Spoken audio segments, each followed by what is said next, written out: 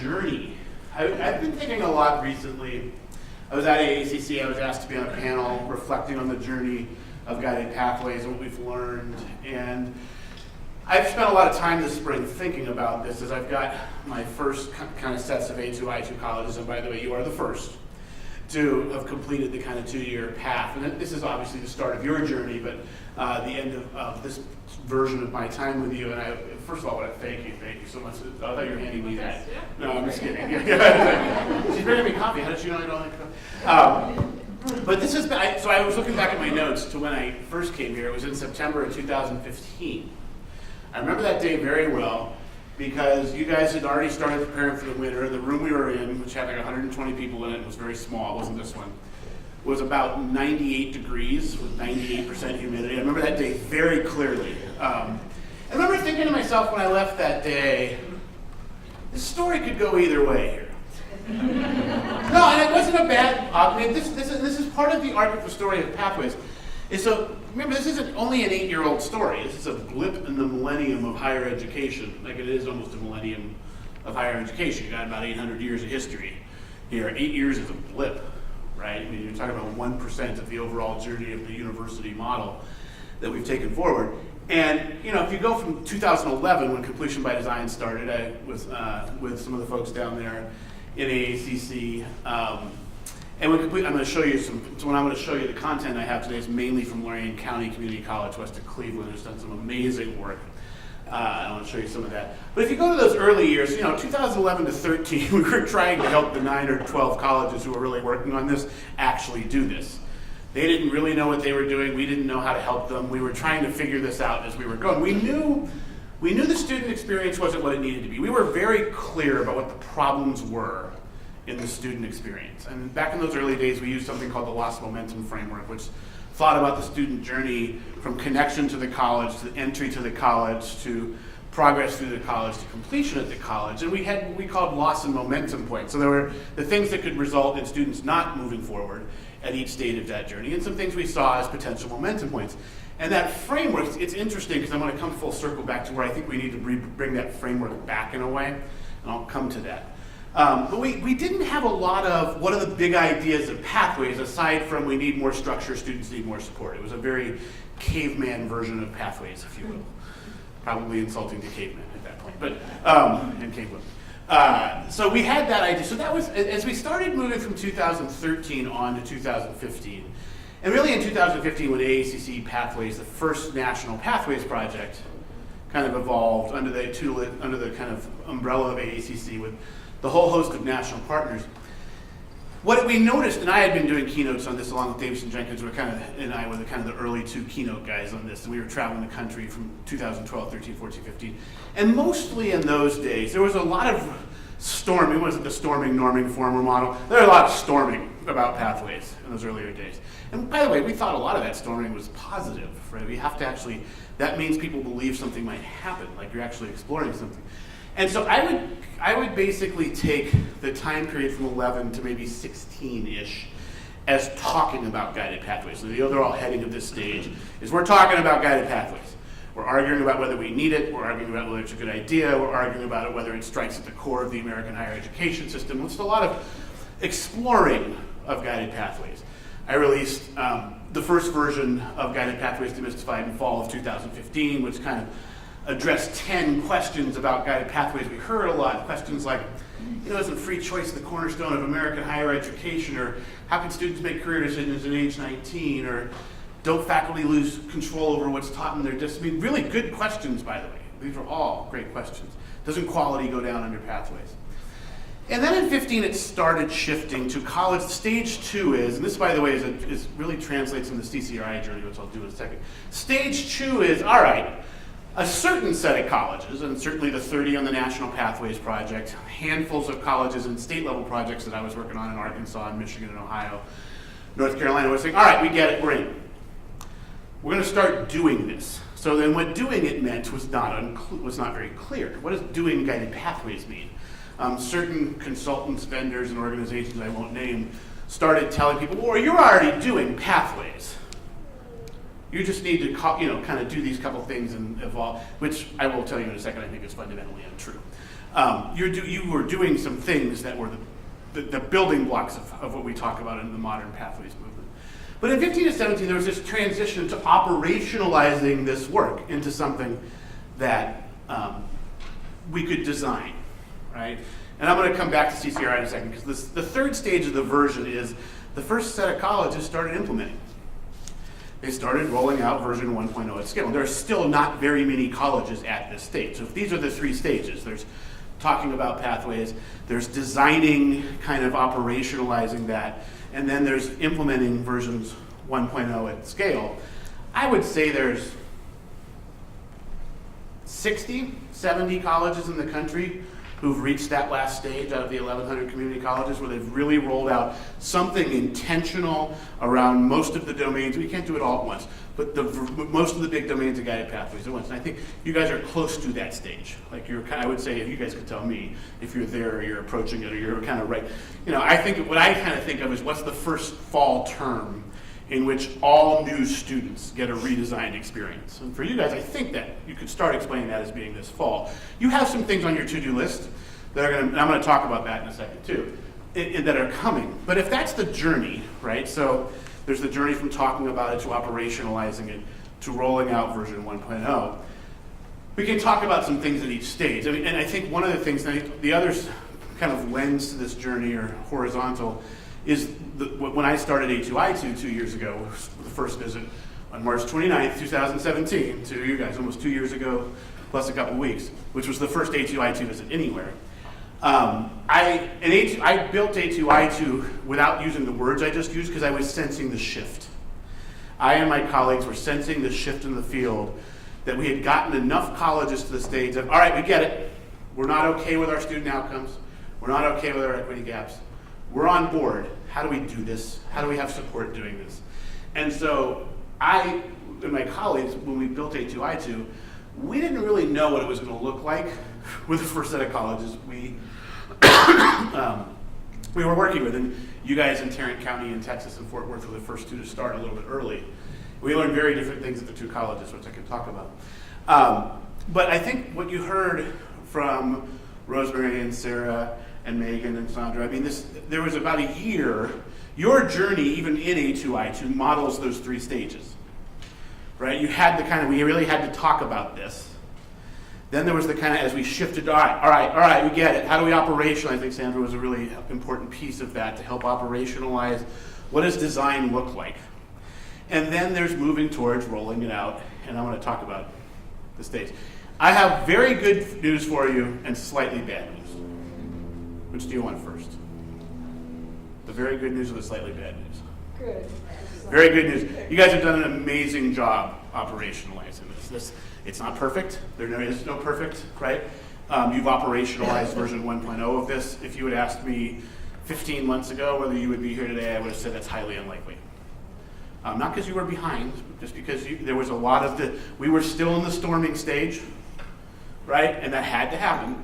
Then it moved from there 15 months to here pretty impressively.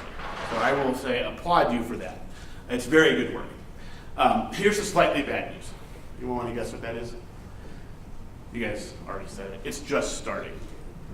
You haven't actually started the journey yet of fully implementing guided pathways at scale. Now, this is also very good news, but so this term came to me recently, and I don't know if anyone else has used it, I have to look into it, is that if you go back the last 15 years in higher education, you know what we see? We see a lot of what I like to call old school innovation. And what old school innovation is we do really big things for small numbers of students, or we do really small things for large numbers of students. And in both cases, we like to be done, because we never finish anything, right? So that's a problem we have in general. But we like to be done. So we either do large things to small number of students and let that roll, or small things for large number of students. What we're trying to do here is two things. One, we need to do big things for everyone.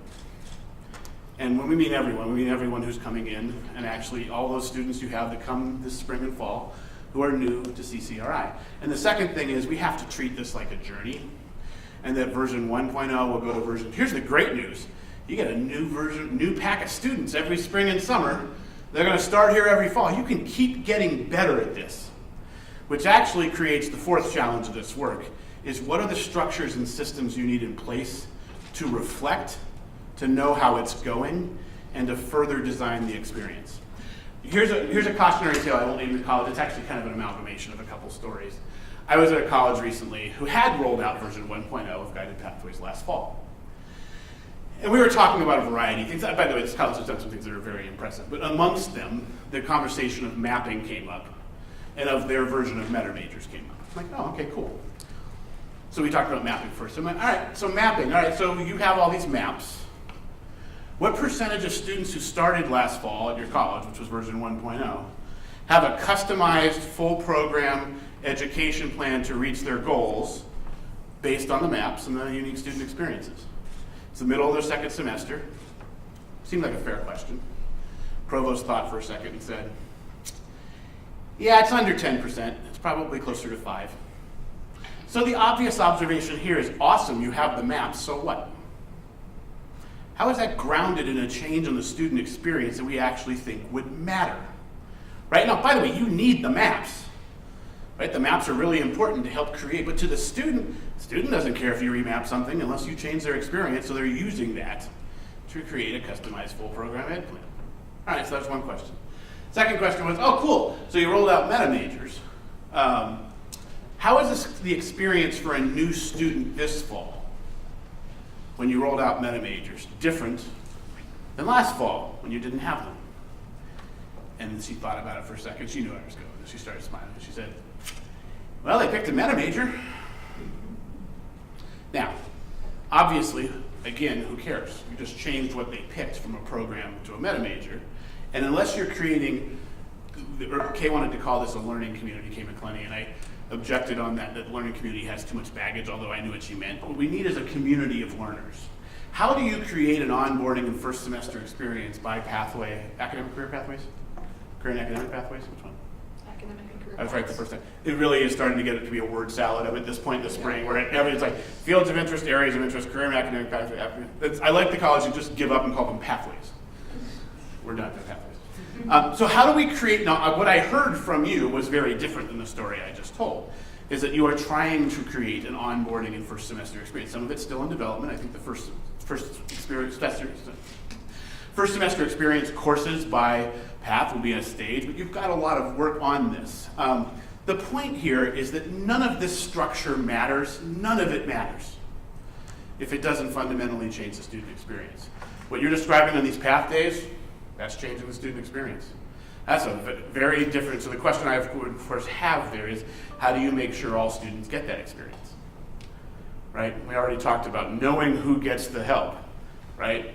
You guys, I never know what story I've told anywhere, but when I was at Foothill, I did the average GPA of students who raised their hand to get student services more than twice in any given quarter. So anywhere we had a tracking system, that average GPA was 371. We brilliantly helped B+ students become A- students, all of whom were already successful. And I had a small bump at the bottom, who were the 0.0 students, who we forced to see student services more than twice because they were on probation. So we had the top 20 and the bottom 10, and as usual, we didn't do much for the 70 in the middle unless they raised their hand. Who raises their hand? Those with social capital, already within, like the capital of navigating systems are the ones who know how to navigate it, right? So that what you're trying to build is that experience for everyone else. So the point that I'm making in all of this is to continually refocus, focus, and with you guys, it's evolve the focus on the student experience. And I think that's this afternoon. And it's funny, Sandra's like, she sent me something last night. She's like, here's what we're going to do in the afternoon. Like, well, it's going to seem like I tailored my comments this morning to that exercise. Because I think this idea of what needs to change in the student experience is at the heart of all this. I think I've mentioned before, I work on the Aspen Prize. We just named 2 co-winners again from Florida, Miami-Dade and Indian River, very different colleges. So I do a lot of the reading of applications. I do a lot of the interviews. I do a lot of work I do site visits on the finalists. And I've never met a college who doesn't say the following. We here at fill in the blank college are 100% committed to student success. And so the question I always ask after that, if it's an interview or I want a site visit, is, all right, cool. So how is the student experience different this last fall than it was 6 years ago? That is a surprisingly hard question for most people to answer with anything other than old school innovation answers. Either we have a really large C, I call it big C, capital C change for 20 students or 30 students in a program, or we've done things that are actually kind of small in the student experience for a large number of students. The most common answer, by the way, anyone know what the most common answer to that question over the last 5 years is around the country? There's one feature that most colleges will answer this question. Now, again, they're asking high colleges, so it's not. Mandatory orientation. We've put in mandatory orientation, which always causes me to ask the follow-up question. Cool. So when you put in mandatory orientation, how much did you expect your graduation rate to go up? Just by doing that. Does anyone think this is more than half a percentage point, if it's anything at all? Right, so the point is, if what we ultimately care about, what we really care about is students' post-graduation success. You guys have done such amazing work here on the URI and Rhode, not under easy circumstances. Although you would think, there's only 3 colleges, why should this be that hard? You guys know very well that it's that hard, right? And you've really worked on this. So we want post-graduation success in transfer, we want post-graduation success in the workforce. The piece we own is more back here. So if that's our goal, shouldn't the things we're doing be to try to improve those outcomes? Right? And so we have to think about, what I'm suggesting in all of this is that it is the totality of the student experience that you're working on changing that's going to result in changes in those outcomes. You can't make tiny changes on the margins anymore. The work you started doing in math and English, what we would term dev ed reform. Significant changes. I mean, that's, by the way, that's the newest answer to the question around the country, is we have gone to co-rec at scale, or we have gone to acceleration at scale, or we place 80% of students through multiple measures in transfer level math and English, or we have alternate math pathways for statistics and quantitative. Like, those are the new answers to that question that I like a lot more. It's still not enough, right? You can't just have dev ed reform because the rest of this has to work too, under that model of, but those are bigger answers. The answer that every student who's coming in is going to choose an academic and career pathway, and we're going to create an experience for them based on that. That's a really good answer to that question, right? So, any questions about the national scene? Now, what I want to do next is briefly explore, or maybe not that briefly, my friends at Lorain County who just did this amazing presentation. It's under the umbrella of meta majors, but you can see a lot of features of their kind of rollout. And Lorain County was completion by design college. They go all the way back to 2011. And they are now 8 years into their journey, and they're just starting to see fully implemented pathways at scale have an effect. And I'll show you some data from other colleges as well. Any questions about the national scene, this movement, this evolution you've been on? I again want to applaud you for it. There's lots of work to be done. I would urge you to think about that. What type of structures and systems do you need to reflect on the student experience in version 1.0. One thing that we're going to be working on this summer, and I mean, it's at least NCII and probably CCRC and some others, is given this observation, I'm not the only one who had it, about the sometimes disconnect between all the activity and the actual changes to the student experience.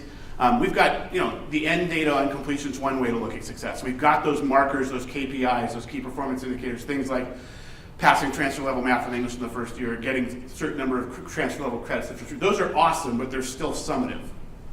One of the things I want to work on this summer is to come up with a list of 4 or 5 kind of student experience markers at each stage of that loss momentum framework to say, what would it look like to know the student experience has changed?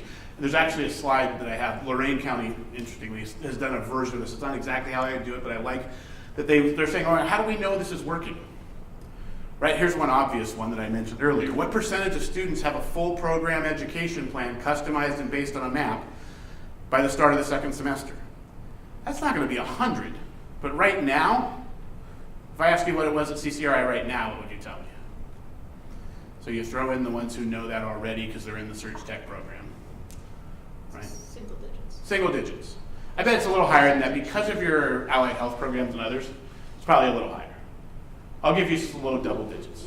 Point being, I was going to, yeah, you're like, hey, awesome, woohoo! But you don't want that number being 15%. You want those students to know why they're here, where they're going. You don't want it to be 100%, because there's no way 100% of students are going to have made that type of decision by the end of the first semester. I think 80 is probably a pretty realistic goal, right? That's what you're working towards. And so We're going to develop some of these other markers over the summer. It's going to look like a research agenda, and what I've been saying to folks is I don't necessarily think colleges need to measure all 15 or 20 things we're going to come up with. But they are going to be markers of the student experience. One Lorraine has that I already had written down is what percentage of students finish your application and never enroll in a class? Or they never show up on the first day, I should say. They might enroll. By the way, at a lot of colleges, that drop is close to 45 or 50%. And everyone's struggling with enrollment. Man, what about the ones who, and by the way, we're community colleges, and by the way, you know I love the community college sector, but it's not like they were comparing UConn, Yale, Amherst, and Middlebury. By the time they apply to us, community college is their option. There are very few students who are trading off at the last second between a 4-year and a community college. That happens. It almost does not happen often. And if you go look for those students, because you've got their data, you can actually do this. Look for the students who applied and whether they show up anywhere else in the higher education system anywhere, running against clearinghouse data. Most colleges find that 75, 80% of them never show up anywhere. So you didn't lose them to someone else. You lost them to nothing. All right, so there's another student experience marker. Like, what is it in our application to day one process? Why are we losing students?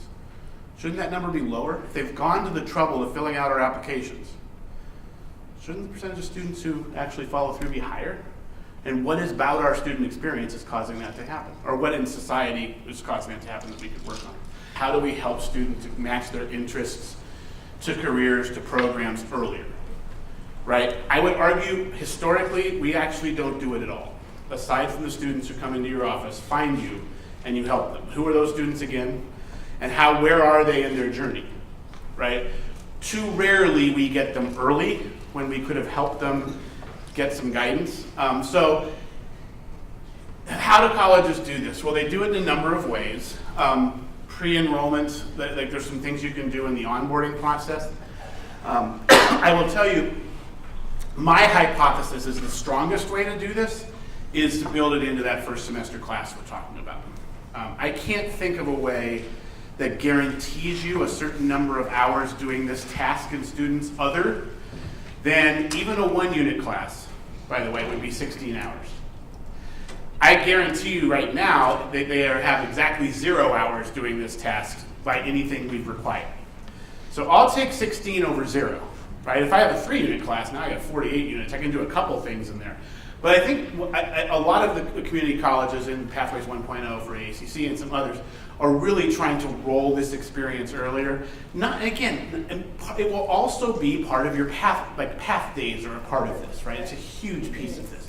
How do you take that and then support it at other stages in the journey so that people are feeling more confident? By the way, one of my other markers that I'm going to have in the first the kind of first semester experiences, not only what percentage of students have picked a program by the end of their first semester, but how confident are they in that choice?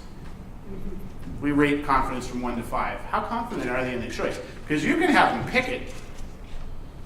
That isn't that hard. Okay, boom, accounting is first. I got a program, right? But what does that mean? Why did they choose it? How deep it is? So the career services piece of this is incredibly important. There's always the placement side of career services, which you want at the end of the game. But this, bringing it earlier, our colleges are wrestling with, and I don't know, I have not seen one implement this yet, but there are. So what tends to happen when you go down this path is you start talking about a first semester course. People then start talking about adding burdens to students. There's the debate about is this a burden versus a catalyst. We have that debate. Then at certain places that backslides, well, maybe we'll do an online module. And then I just start worrying it's already being backburnered.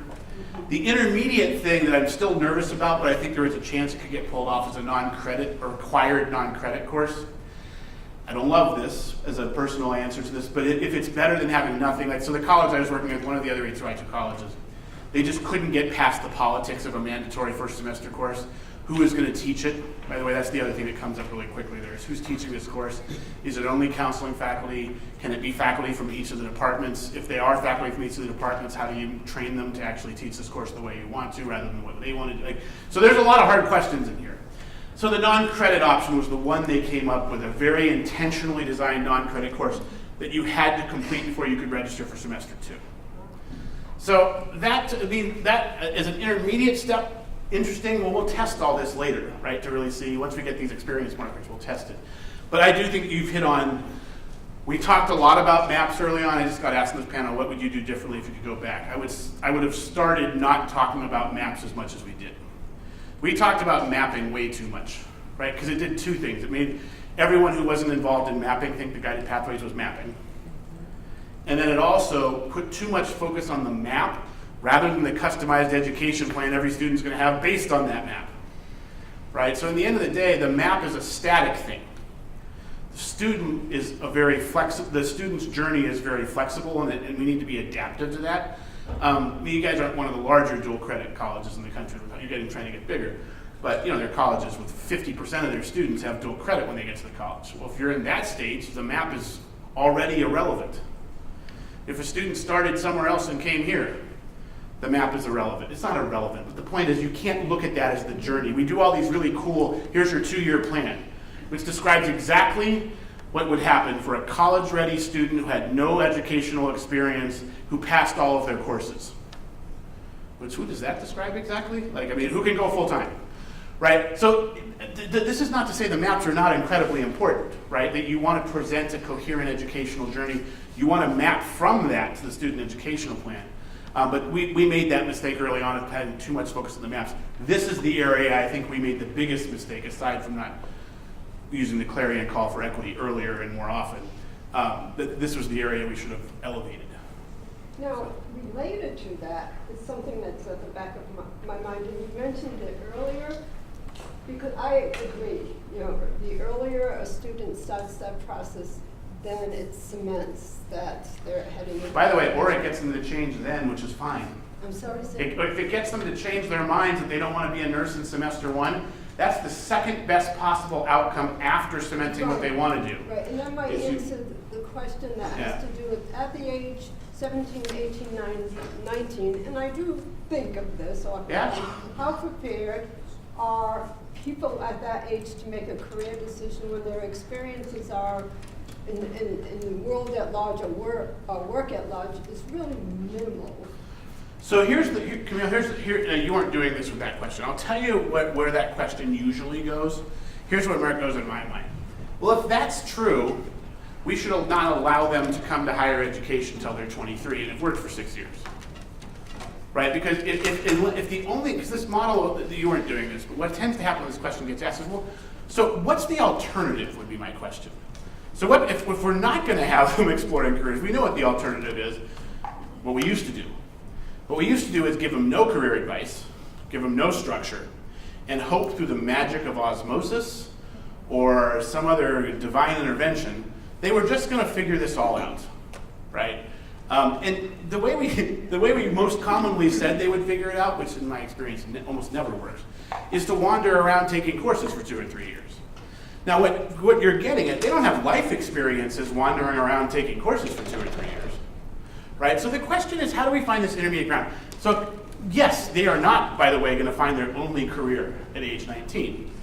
We know they're going to change careers 4, 5, 7 times, right?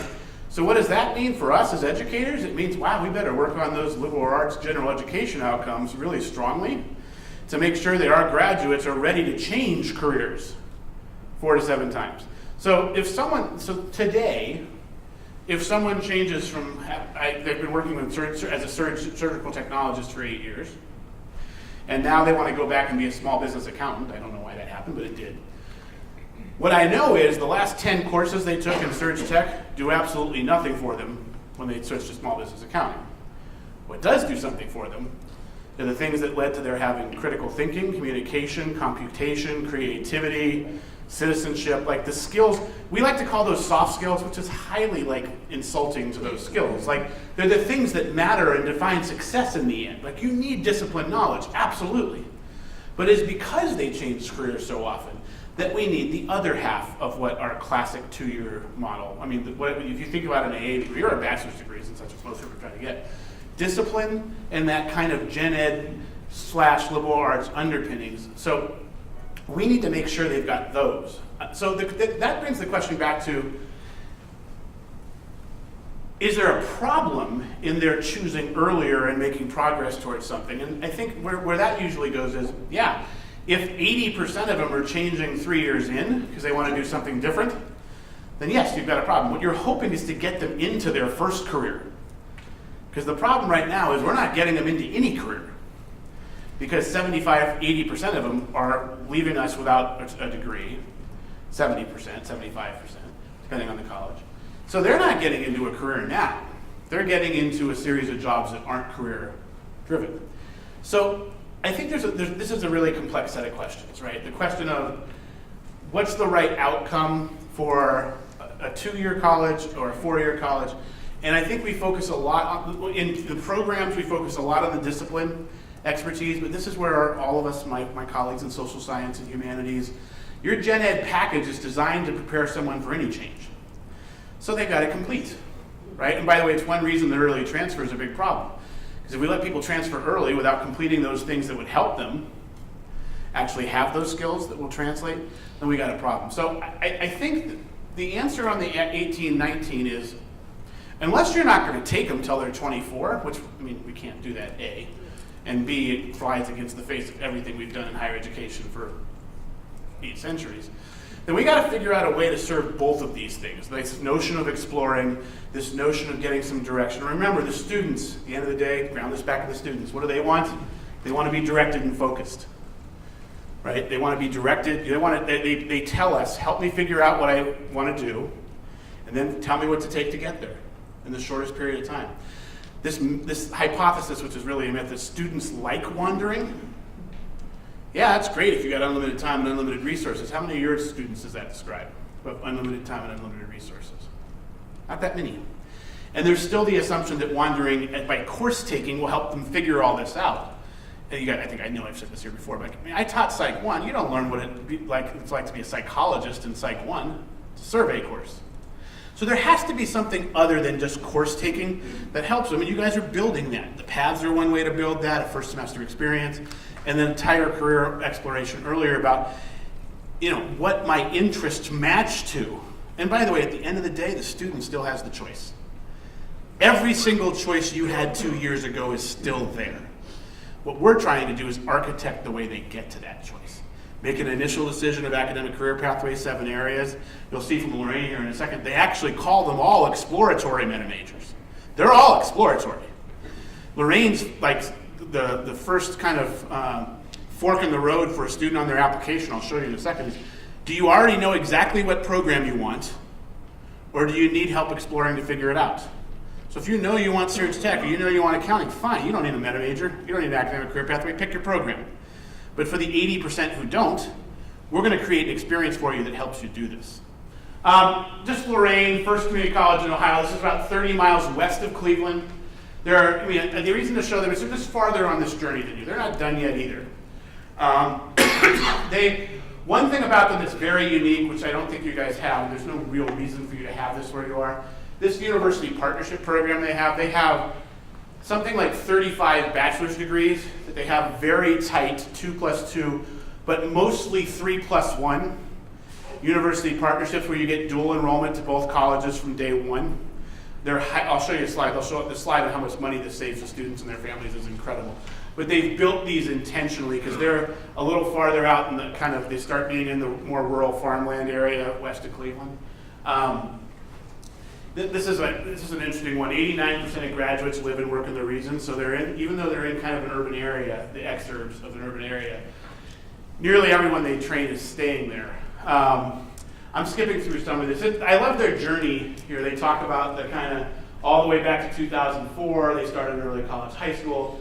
They were in completion by design. They started with the ACD. Ohio went to performance-based funding in 2014, which, again, you have to always have the caveat here that it's 100% of apportionment is funded by performance funding now. Most colleges in Ohio still have about 70% of their funding from tuition. So this is a small chunk, but it is all performance-based. I don't have time to go into, there's a lot of backstories to that. Some of that, 100%, about half of that is roughly, it equates to an enrollment factor. Then they became a leader college for achieving the dean. They went to the BRC. They were in the Frontier set for Bill and Melinda Gates. Like they were awarded last year with the AACC First in the Nation for Student Success Award. So this is just kind of their journey. You want to say, where does this all go from a graduate standpoint? They had a 80% increase in graduates since 2011. Now think about what happened since 2011 with most enrollments in this country.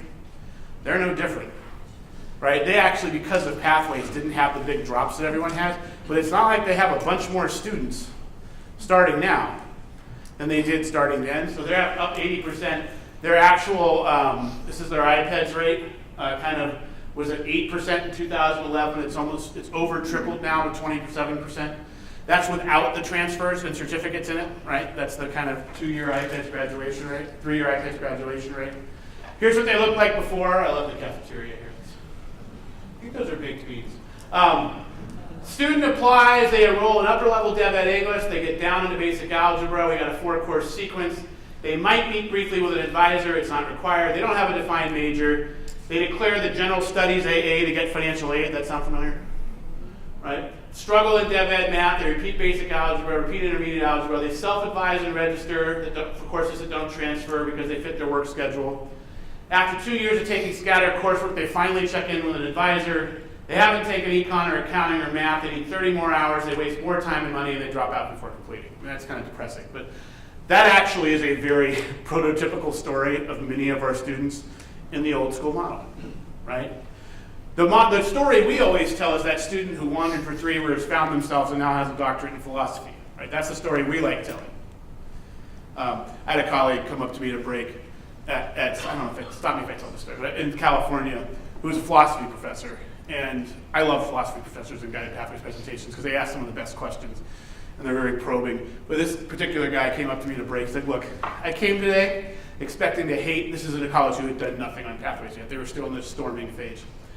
I came here ready to hate everything you were going to say because I'm a philosophy professor. Like the search for meaning, the search for knowledge, like this way of thinking, epistemology, thinking about the world. And I think of my own story. This guy happened to grow up in the same area in Northeast San Jose that I did, so he was low income. He's like, look, I was a low income student like you. I didn't have any money when I went to college. I went to San Jose State. And I wandered around for 3.5 years before I found philosophy. I finally found philosophy in my 8th semester. And so then it took me 2 more years to graduate. So it was 6 years. And I look at that story, and the first thing I thought when I came here today is I want to protect my path, my wandering path that led me to here. And then he said, you know what? When I was thinking of today, you were talking, I used the term meta major there, so I was thinking about this meta major thing you were talking about.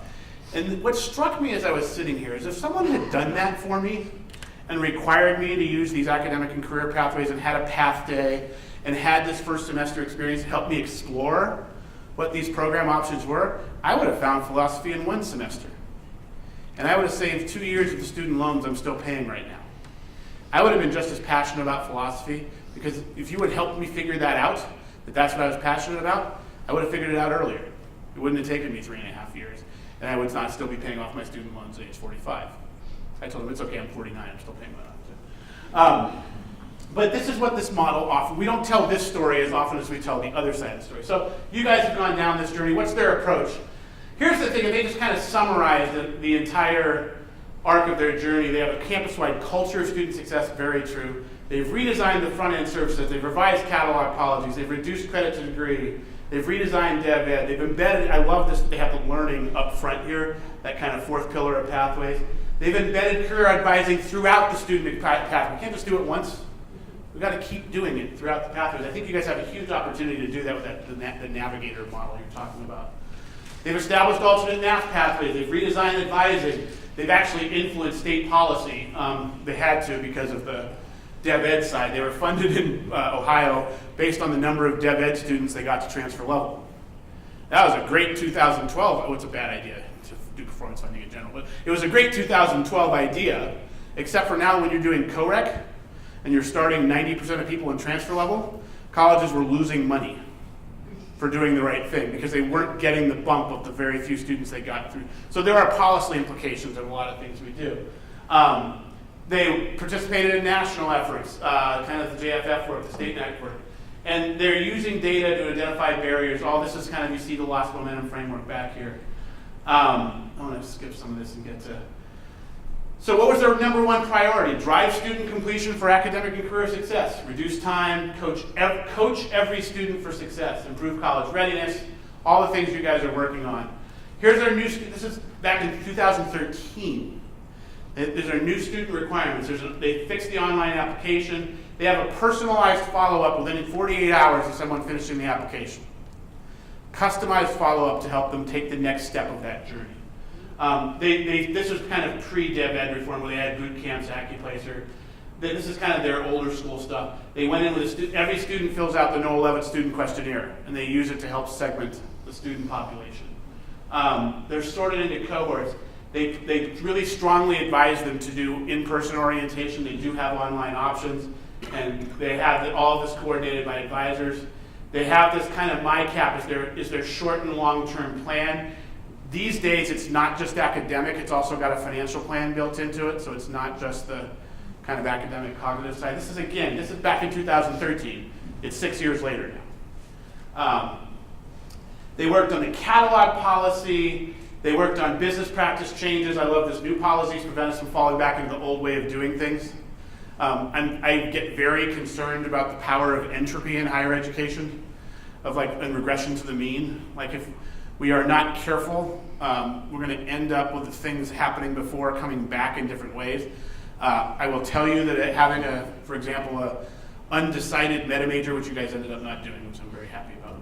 Having an undecided meta major is my number one concern about this, which was basically just to repackage the old problem we had under a new heading and let everything stay the same for the students who needed the structure the most. So thank you for not doing that. All of the meta majors are exploratory. You don't need an exploratory meta major. We have it. It's called the rest of them. They have orientations now required. They all now complete No 11s. They all must meet with an advisor. End of story. Before enrolling in courses. Mandatory first advising session. They eliminate late registration. The assessment for college level placement is required. Mandatory enrollment in Dev Ed courses. This is kind of the one place they still have to evolve is they haven't gone as far with co-rec and math yet, and acceleration. They've done a really good job in English. Their math stuff's still coming. They have 2 disbursements of student loans to spread it out throughout the semester to match where the students need the information.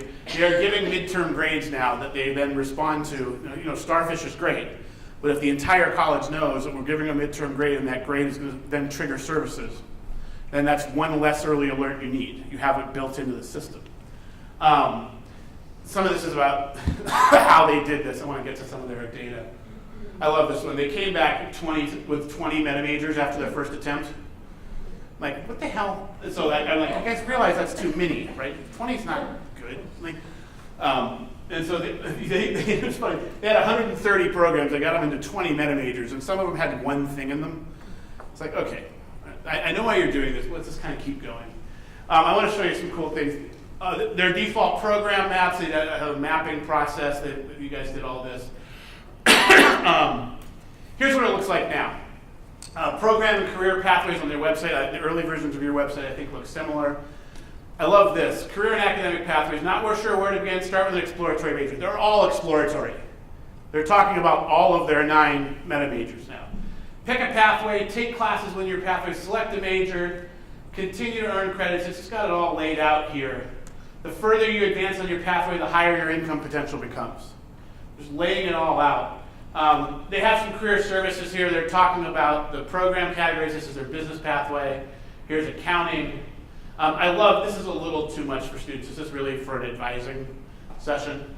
But not sure which business career to pursue. If you begin with these 5 classes and then add these 2 in, you're perfectly on path to all of these programs. And if you want to go this direction, you add this course. They're just starting to shape that initial kind of course-taking experience. I love these slides. I think I've showed you these before. If you take any of these 7 courses in the business meta major, you're perfectly on path for all 12 of these programs too.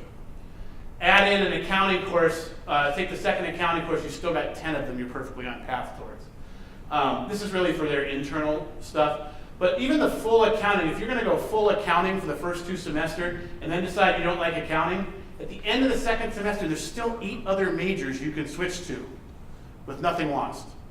Yeah, if at the end of 2 semesters you switch from accounting to biology, yeah, you're not going to be perfectly on path, right? If you do that at the end of the first semester, you might, if we've designed this right, because the first semester of courses you took will probably become gen ed for biology, right? That's another reason about the career exploration. If we can get them in the first semester to really feel, that first choice, they're probably not gonna be that confident. Pick your pathway. We shouldn't make that as high stakes.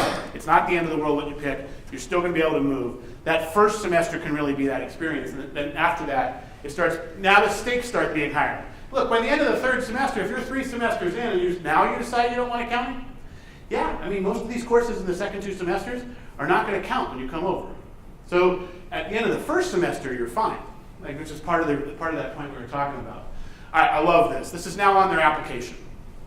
So it says, do you plan to earn an associate degree or certificate at LCCC? Yes or no? If they answer no, why? Because I'm taking courses as a transient isn't the word I would have used, but transient student, and then returning to my home college or university. So this is for the drop-in. I'm taking an algebra course here. I did this after my freshman year at Stanford. I took, actually sophomore year at Stanford, I had to take 2 classes in the summer because I changed from pre-med to psychology. So I went to San Jose State, took those 2 classes. I'm taking classes here trying to transfer to earn my degree. And actually, notice that they're catching the students who up here are saying, no, I don't need an associate degree. I'm going to transfer and get my bachelor's degree. So they catch them here. They say, I'm taking my classes and plan to transfer. Like, yeah, guess what? You're still getting a degree or certificate. Like, this actually puts them back in the pool of the people who said yes up there, even though they said no, because they're shaping the student experience. For they know the students who are going to transfer need that AA degree or certificate. And then this is kind of the personal skills. So now they know who's who. Do you know who's who at your college right now? Like if you were to ask the question, hey, who's here just for skills building, which is what we call the third one? Who's here because they're actually at URI, they're just taking a course? Who's actually here? I mean, yes, probably 65% of your students are here for either yes to the first question or the middle bullet of no. But you don't know who they are, right? And we would argue that you need to know. And then look at this question. If you answered yes or you chose this one, and you get back in the yes, do you know which degree or certificate you want to earn, or do you prefer to choose programming career pathways, their meta majors, and select a major later with help from us? So like if I'm a new student, I can do this, right? I can answer these simple questions. And if I don't know, which most of them won't, I'm going to pick this exploratory major. That's what they call them. And they're putting it in words students can understand. You know, they don't all understand, but they're both majors.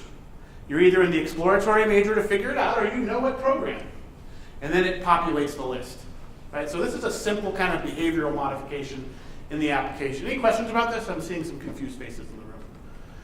Any concerns? Anything you don't like or don't like about it? I think this is, by the way, a really cool feature that they've built into the process. Straightforward and smart.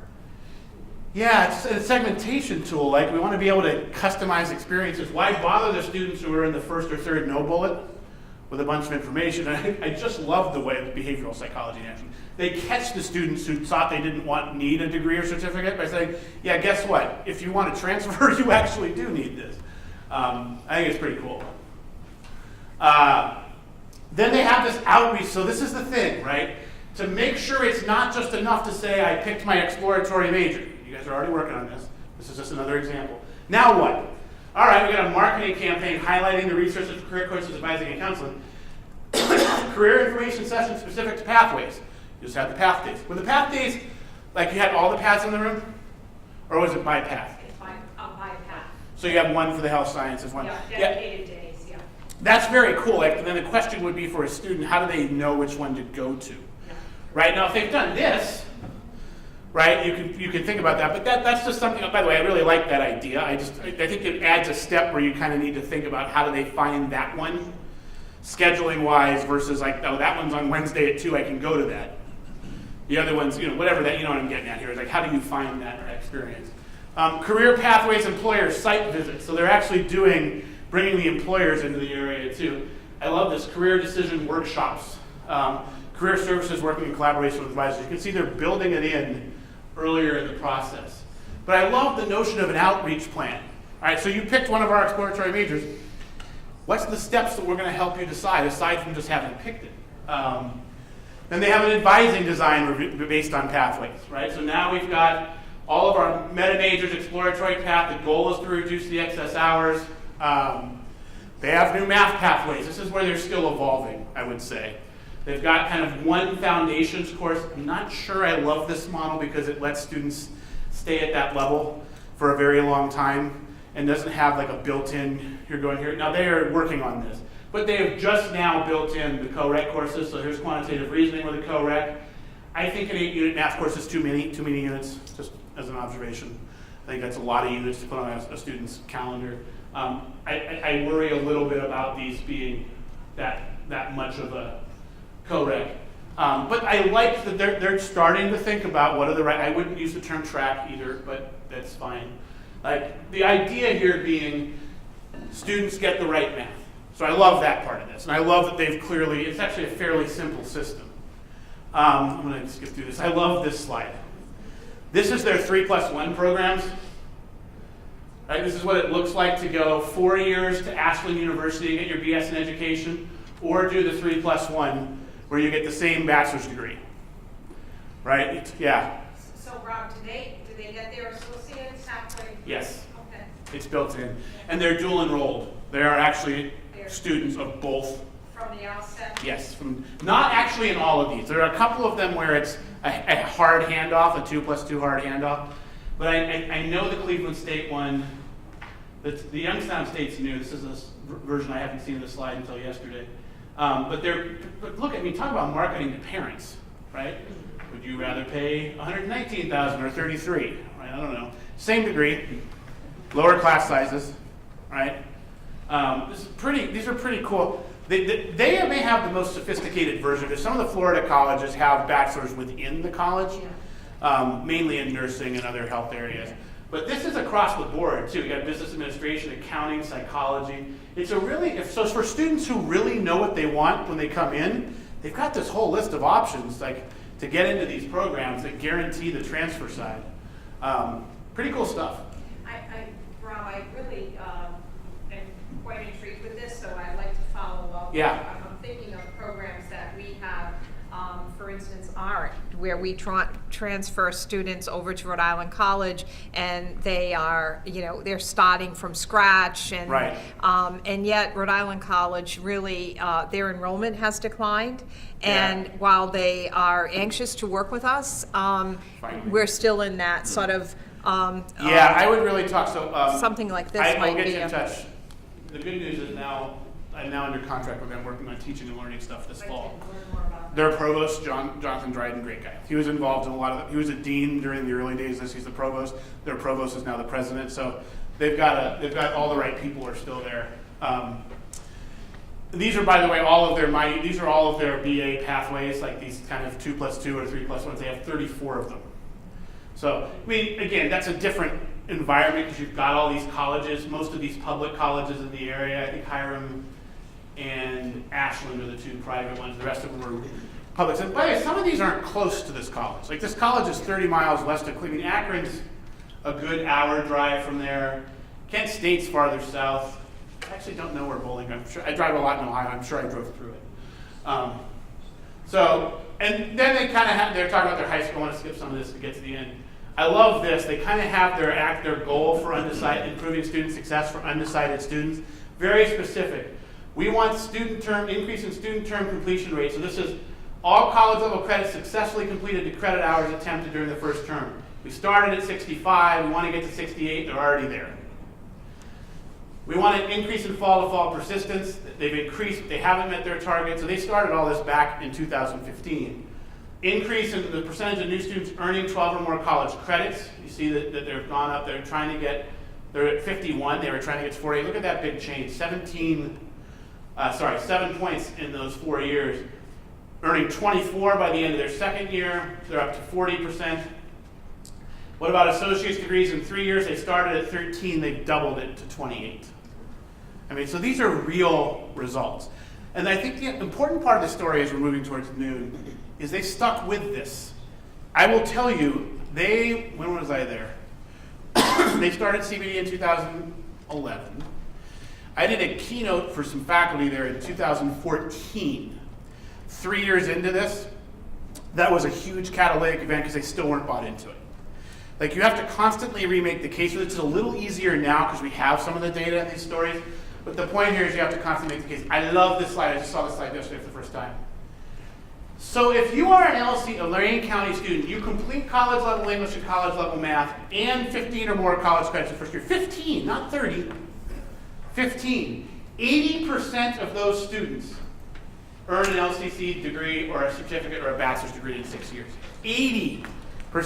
If we think these KPIs aren't important, this alone right here, and they, by the way, doubled plus half the number of students who completed all 3 of these in their first year.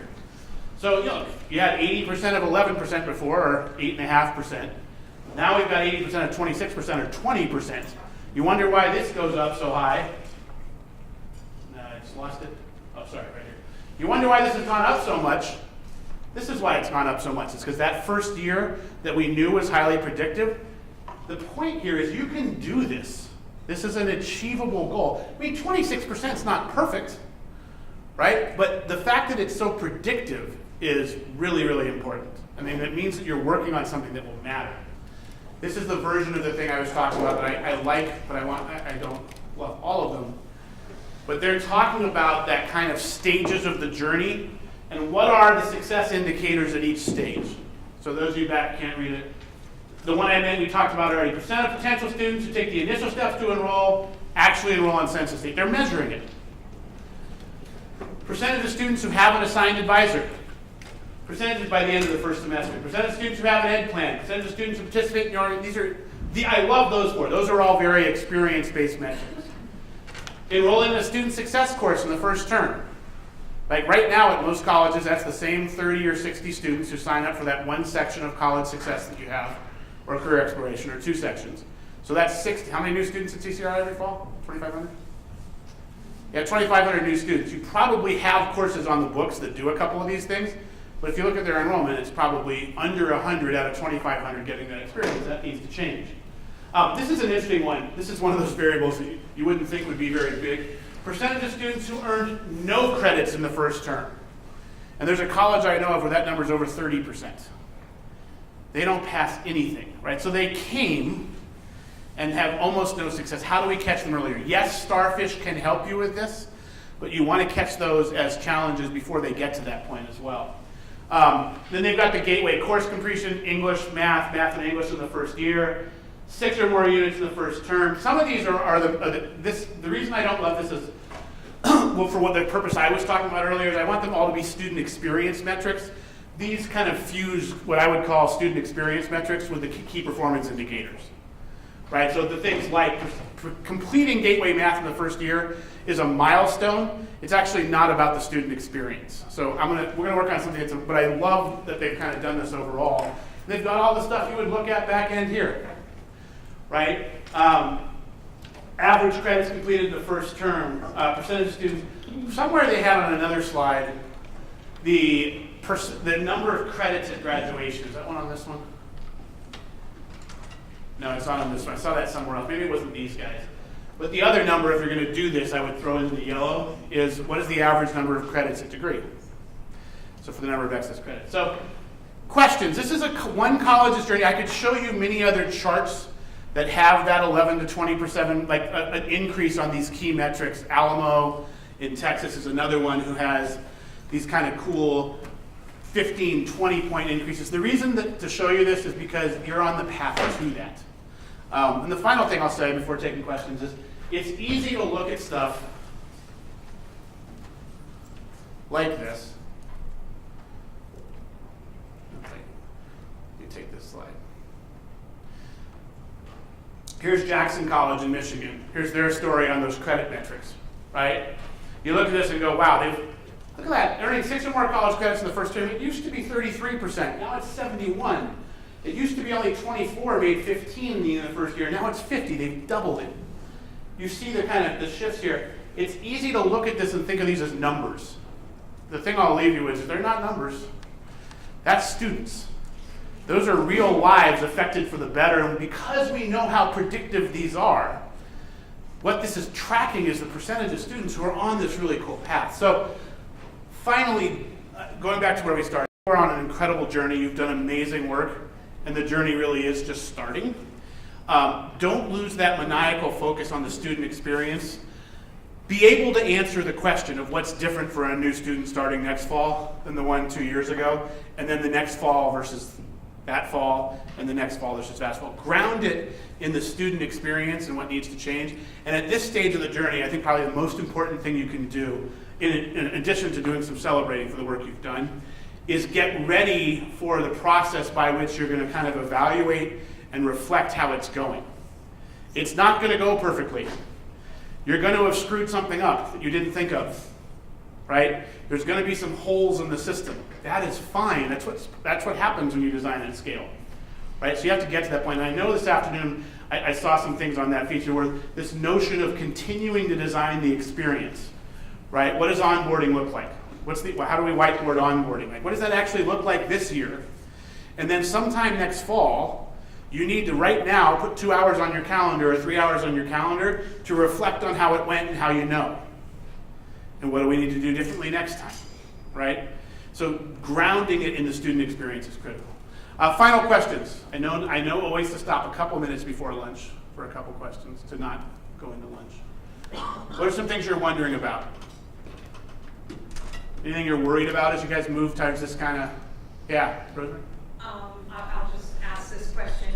One of the challenges that we find with some of our initiatives that we're doing is that we have some embedded policies and or prerequisites that while we're doing multiple measures, they may not even be aware to us that prevent the student from bypassing in getting into, let's say, a gateway. We'll talk about math. I know Sudabe and I had a conversation last week about we're working with a school system that is a very small, underserved population, and our goal is to provide some boot camps and really replicate our developmental math so that the students can come in and be gateway ready. And one of the things that we found out was what happened that students didn't get to enroll in the gateway. And then we started digging, and we actually have some